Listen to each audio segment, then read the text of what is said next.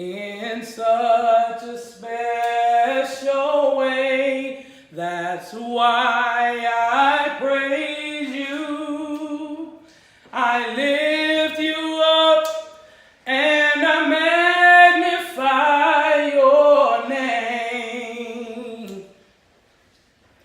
That's why my heart is filled with praise. Oh, my heart, my mind, my soul belongs to you. You pay the price for me. Way back on Calvary, that's why I praise you. I lift you up and I magnify your name. That's why my heart is filled with praise. Oh, I love you. I love you.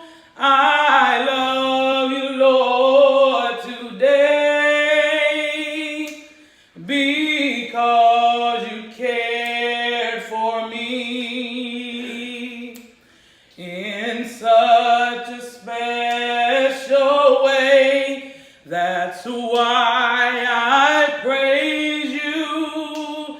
I lift you up and I magnify your name. That's why my heart is filled. That's why my heart is filled. That's why my heart is filled with praise. If you will bow your heads, I want to lead us in a word of prayer. God, we thank you for this day. We thank you for all the blessings that you bestowed upon us. We thank you even for your presence right now. We thank you for this gathering, God. I thank you for each man that assembled here today to hear your word. I decrease that you may increase in me, Lord.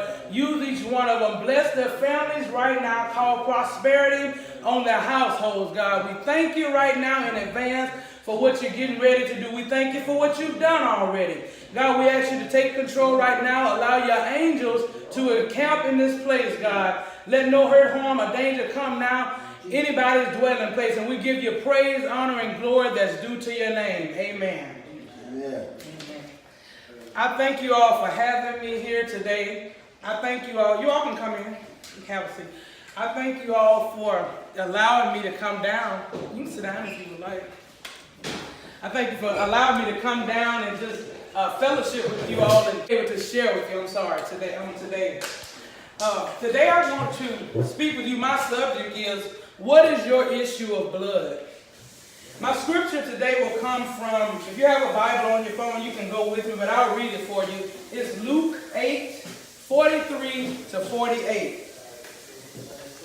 It says, "And a woman having an issue of blood 12 years, which had spent all her living upon physicians, neither could be healed of any, came behind him and touched the border of his garment, and immediately her issue of blood stank. And Jesus said, Who touched me? When all denied, Peter and they that were with him said, Master, the multitude throng thee, and press thee, and sayest thou, Who touched me? And Jesus said, Somebody has touched me, for I perceive that virtue is gone out of me. And when the woman saw that she was not hid, she came trembling, and falling down before him, she declared unto him before all the people for what cause she had touched him, and how she was healed immediately. And he said unto her, Daughter, be of good comfort, thy faith made thee whole. Go in peace. That's Luke chapter 8, verse 44 through 48. And I want to expound on that a little bit. This lady had been bleeding for 12 long years, non-stop. Can you imagine what she was going through? Mentally, physically, spiritually. She had a lot going on. And one thing that we know, and I'm not going to be before you all long, it's just a small word to encourage your heart. But one thing about us, we know that in the blood is life. If you have a human being or anybody and all of the blood is out of them, something happens, they get cut and they'll bleed to death because there's life in the blood. So you can imagine what she was going through 12 years. One thing about our body, once we get cut or something happens, then our body replenishes itself. You know, by the nutrients, the water, the different things that we put in our body. But once your body begins to hemorrhage and you begin to lose blood profusely, then it's hard for your body to keep up with that, replenishing itself. So you can imagine where she was. She was tired. She probably felt nasty. She probably was aware and conscious of the foul odor. She was weak in her body.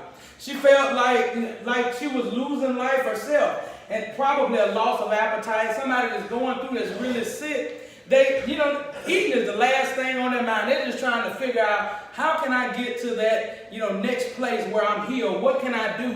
Trying to explore every option. She probably had low self-esteem as well. Would you all agree?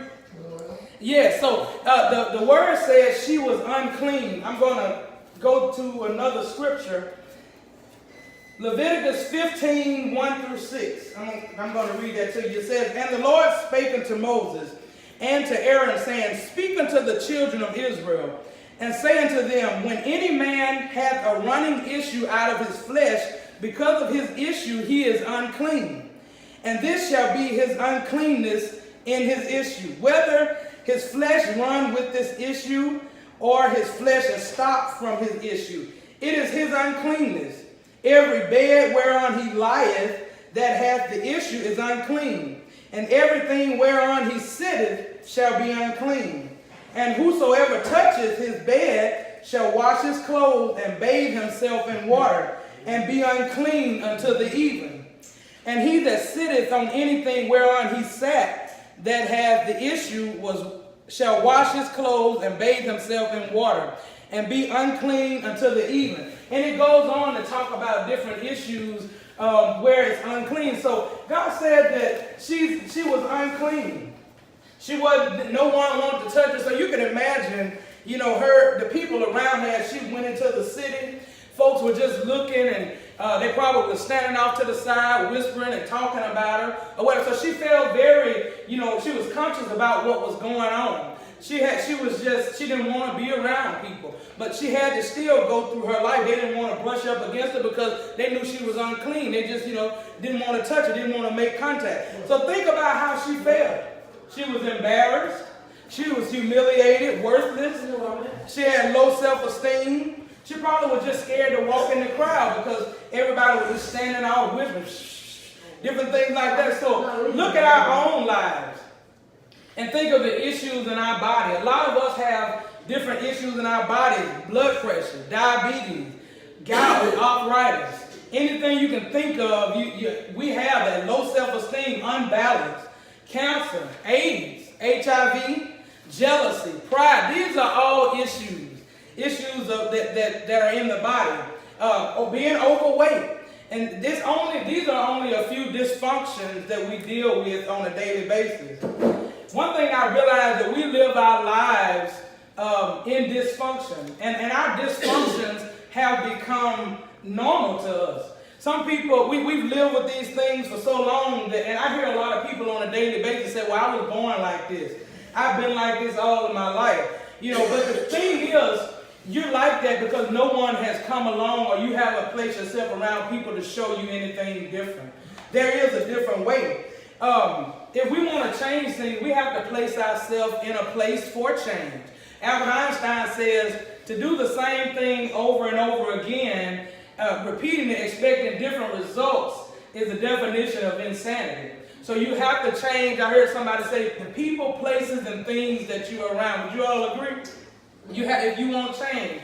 So as Christ was coming through She heard from other people that he had healed. They went back as he healed them. They went back and they began to talk. You know how people are. Think of a small city. I'm from a small city in Mississippi. I don't know if you all are from small cities, but I know one thing about it. If something happens right now at about 3:15, the time 10 o'clock comes tonight, everybody in the city is going to know it. You know, everybody knew this lady had an issue of blood. They knew she was unclean. If they don't know about tonight, then in the morning when they get up, everybody in this small city is going to know what's going on. But they begin to spread this word and say, it's a man coming through. His name is Jesus, and he's a healer, and he healed me of this. He did this. So she heard that, and she began to press her way through the crowd. It was so many people around him, so many multitudes around him. And so you can imagine when people like the groupies that come around, the different rap artists and different things, when people are so pressed, he can't just move through fast. He's just trying to, get his way through and move slow. So the thing is, when she pressed through that crowd, she had an expectancy on her heart and on her mind. She knew what she needed God to do before she even got there. She was in a place, in a low place in her life. And we may be in low places as well. It may not be an issue of blood. It may be, something totally different, family issues. And I'm going to get to that shortly. But at this point, her faith in believing became greater than her fear of doubt. She believed that if I touched the hem of his garment, my healing would definitely come.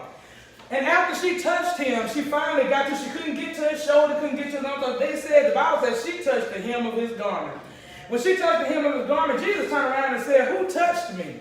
And the multitudes around him, his disciples were saying, what you mean? I can hear him say, what do you mean who touched you? All of these people around here, and you want to point out one individual person talking about who touched me. But God knew that as soon as he was touched, that virtue went out of his body. Basically meaning that something went out of him that fueled somebody else. So when she came, it was something about that divine connection. Sometimes we can be connected to people, and it could be something that we're forcing, whether it's relationship or work or something like that. Something that was not meant to be, but we're forcing it and it never works. But when there's a divine connection from God, then there's nothing that anybody can do about that. And that place where she was, or where we have to be, is where things start to flow in excellency. We have to move in excellency by moving in Jesus Christ. Now, somebody asked the other day, what is your favorite story in the Bible? This is one of mine. And the guy said, well, why is this your favorite story? And I told him, at her lowest point, she allowed her faith to become bigger than her fear. After trying many physicians and coming out with the same results, she understood that there was something greater than her circumstances. She believed that if she shifted her mindset, that a mere touch would connect her issue to God's potential. This is how we have to move in faith today. Faith is believing. Faith is not just believing and then going about your business back to the same mindset. Faith is actually a shift in your mindset. So I heard a saying one time, it was very profound to me. It says, we have to stop telling God how big our issues are and start telling our issues how big our God is. Whatever it is that you need from the Lord, it's definitely yours today. All you have to do is ask. And I'm not going to be before you long. I'm almost done. But my favorite scripture in the Bible is John 15:7. And it says, if ye abide in me, and my words abide in you, you can ask what you will, and it shall be done unto you. That means we have to get ourselves in a place where we allow God to abide in us. We allow him to live through us, so that when you walk up to me and see me, you'll know that it's Jesus Christ that lives within me. It's nothing else. I can't open my mouth and talk to you about strip clubs and drugs and all that, what I'm doing today, and then turn around and tell you about Jesus. You're going to look at me like something's wrong with me. You're talking out of both sides of your mouth. So I have to live the life that I talk about. We all do. We have to live the life by building that relationship. The scripture said, as she touched the hem of his garment, instantly she was healed. So what is touching the hem of his garment? As we pray, living according to his word, building that one-on-one intimate relationship with Christ. And the results are you will be made whole. Things will begin to move. Burdens will begin to be lifted. Shackles will begin to break. We're bound by a lot of things in life. And a lot of times we're trapped in our mindsets, by just situations that have happened. Some people have lost loved ones, and this thing has really just camped out in their mind all this time. And then for years and years, once you keep thinking about it, you never release it. You're constantly feeding that spirit. You're feeding it, and it's getting bigger and bigger. So the thing about it is we have to build that one-on-one relationship with God so we can have a releasing point. So I can go to him in prayer and say, God, I got this issue. I got this alcohol problem, and I want to get rid of it. I know it's killing me. I know it's, not helping me get where I need to be. So I need you to help me, because some things man can't do. Some things it takes God alone to do that. So we have to get to that point of intimate relationship. A lot of people try to figure out why their relationships, I'm talking about male-female relationships, why the relationships don't last. Well, the thing about it is we have to get that one-on-one relationship with God first. First, you have to love the Lord with all your heart, with all your soul, with all your mind, and all your spirit. Next, we have to learn how to love ourselves. And going through life, just talking to people, I realize a lot of us don't even know how to love ourselves. Would you all agree? Yeah. We don't know how to love ourselves, Loving yourself means that regardless if anybody is there, I can still treat myself. I can still take myself to the movies. I can motivate myself internally. I don't need anybody there to help motivate me. I can help myself, do whatever it is I need to do. Once I learn how to satisfy myself with the help of God, then thirdly, he'll teach us how to love someone else. In that order, but we try to go out of order a lot of times, and we wonder why relationships don't work. We wonder why friendships don't work. We wonder why jobs don't work. These are very important things that have to connect before, and it's like in that order, they have to connect before anything else takes place. My last thing, and I'm going to be out of your way. I got a few questions. What is it that you need God to do in your life? You don't even have to answer, just think about it in your head. What is it that you need God to do? What hindrances do you need God to move out of your way? I just need to know that faith without works is dead. It is. It definitely is. That's all I need to know. That's it. What is your issue of blood? Now, what is the issue of blood? It's that thing that's holding you back from moving and walking in your divine purpose, in which God has intended for our life. Everyone has a purpose. What I need you all to realize is that we weren't just placed here just to occupy space. It's a purpose in each one of you all. I love my brothers. I've been working in this industry in barbering for 11 years. So I've been around men, so I've listened to the different things that my brothers talk about, the different, avenues that they've taken. But one thing about it, a lot of them seem to miss the fact that you have purpose in your life. There's some reason that you're here, and a lot of times we can't find a purpose because we fail to look within. That the purpose, everything that you are supposed to be doing is already programmed inside of you. It was before you was even thought about. It's already there. It's already there. All you have to do is tap into who you are. The Bible says, stir up the gifts that are within you. So you have to definitely look inside, look at the things that you know how to do. Look at the gifts that God has given you and tap into those, and then you will begin to walk in purpose. One of my gifts is cutting hair. God gave me that gift of cutting hair. There are some people that are talented, and there are other people that are gifted. It was a gift that He's given me because I can see as I cut men's hair that it's a total transformation. And you can actually see it. I like to take before and after pictures because you can see the transformation, not just taking age off of a person, but it gives them a whole nother bit of self-esteem. Yeah. It gives them more confidence, So it's a gift. It goes beyond, it goes beyond just cutting hair, and that's just one of my gifts. He gave us a measure of gifts. So one thing I want to encourage you all to do is just tap into who you are. Find out what it is that you do. Find out what. Sometimes you have to ask the people around you, because I realize that we miss the gifts that are inside of us a lot of time. But sometimes when I'm talking to you, you may say, you know what? You could be a great speaker or whatever. That may have never entered my mind, but that's how you see me. You may say that, you know what, you could be a good doctor or a good nurse. You really care for people, you know. So you have to listen to what other people say. Now, if the people around you are not helping you to grow and they're not pulling that stuff out of you, you need to find a new group of people to hang around.